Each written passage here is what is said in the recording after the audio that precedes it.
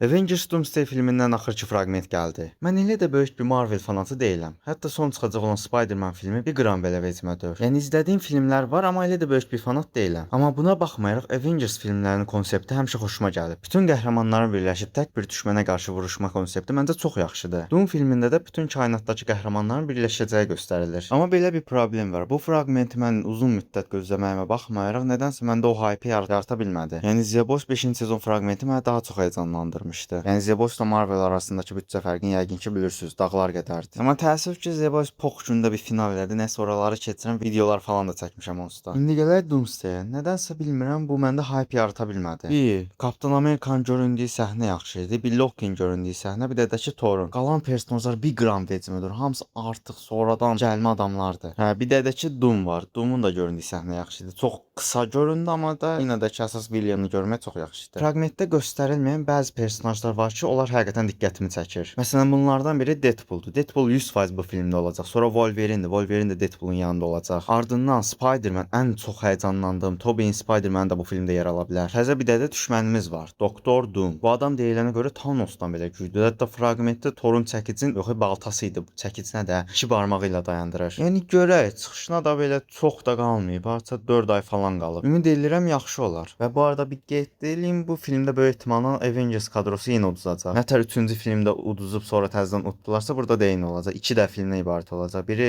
Doomsday-dir, biri də Secret Wars-dır deyəsən. Hə, mənim deyəcəklərim bu qədərdir. Siz də fikirlərinizi şərhlər bölməsinə yazmağı və dəstək üçün məni təqib etməyi unutmayın. Təşəkkür edirəm.